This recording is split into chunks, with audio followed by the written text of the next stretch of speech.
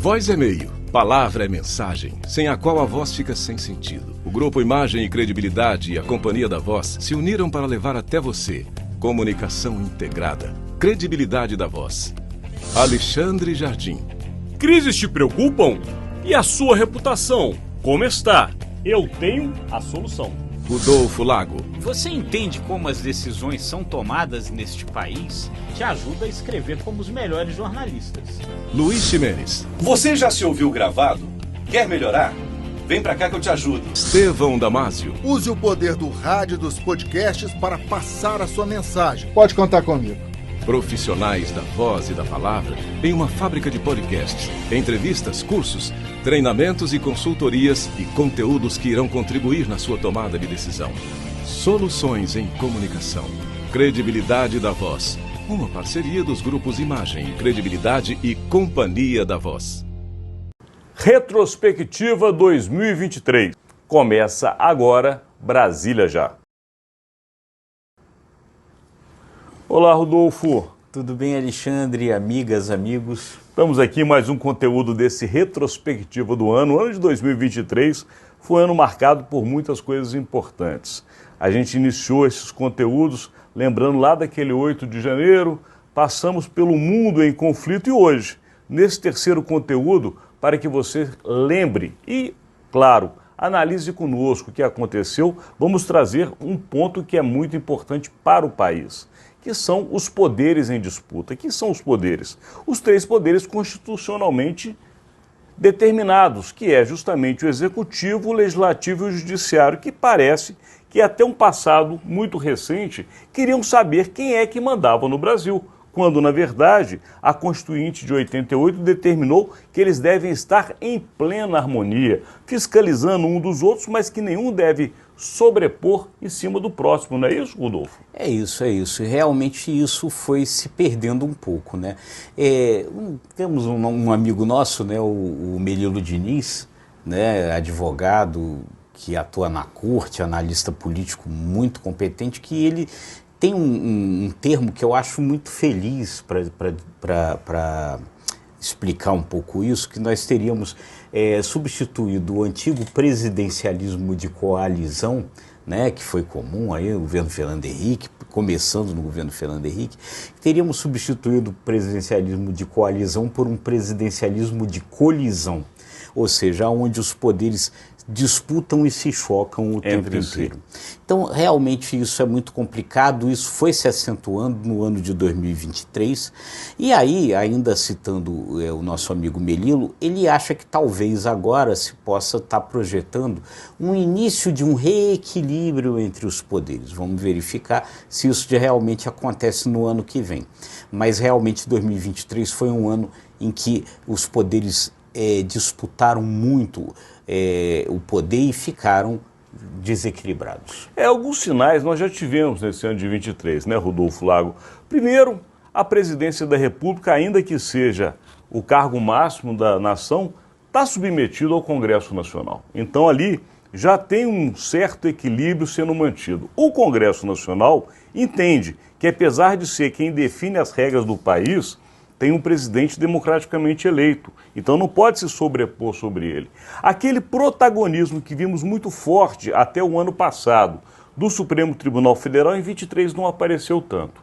Houve muito reflexo do que aconteceu no 8 de janeiro, mas de uma maneira muito mais discreta do que tinha sido nos anos anteriores. E tivemos agora, no final deste ano, né, o novo PGR que chegou falando muito sobre essa necessidade de acabar com disputas políticas, com guerras de grupos, enfim. Nós temos aí os entes dos poderes da República, pelo menos tentando se equilibrarem ou calibrarem as suas forças.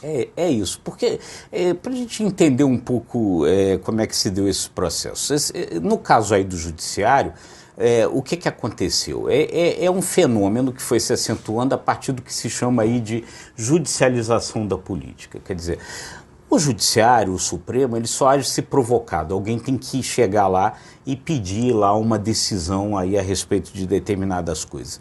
Isso foi virando uma rotina, né? Você ia ao Supremo para pedir que o Supremo decidisse questões políticas, enfim, deu-se poder ao Supremo. Inclusive, Rodolfo, me desculpa lhe interromper, quando uma parte do parlamento não concordava com a decisão da maioria. Ou seja, um grupo político ou um partido não concordando com o que foi aprovado pela maioria, que é democrático e você tem que aceitar, ele recorria ao Supremo e o Supremo passava a legislar.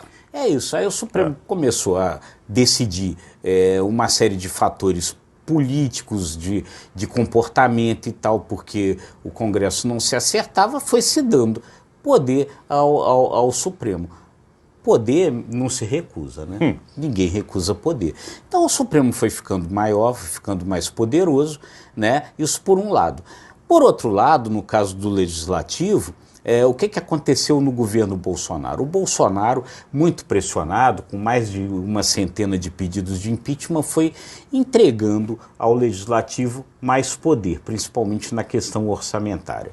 O Legislativo, então, aumentou o seu naco no poder. Como a gente disse antes, poder não se recusa.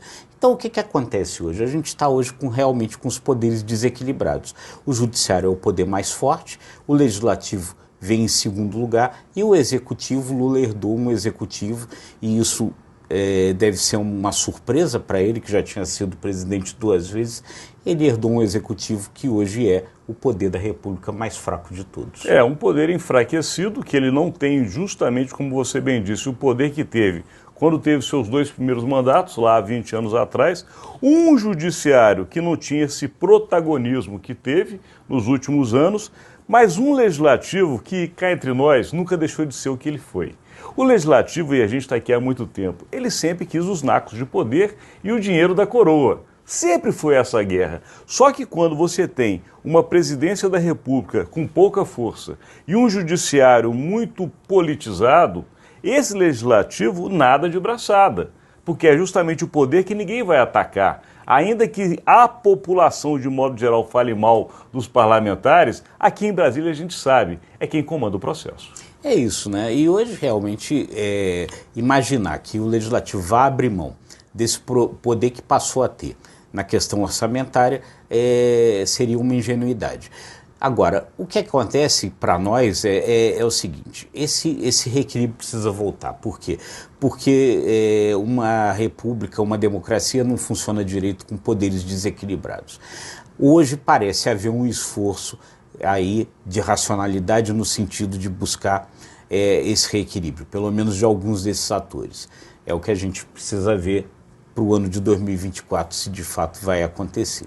E a gente vai observar, como a gente fez esse ano todo, mas essa é uma semana de retrospectiva, de trazer para vocês os fatos mais relevantes, o que aconteceu de mais importante no Brasil e no exterior. Lembrando a vocês que amanhã temos um novo conteúdo e esse vai tratar especificamente de um dos assuntos que falamos agora, que é o poder executivo. Muito obrigado pela sua audiência. É isso aí, gente. Se você gostou, curta, compartilhe e se inscreva nos nossos canais. Até amanhã.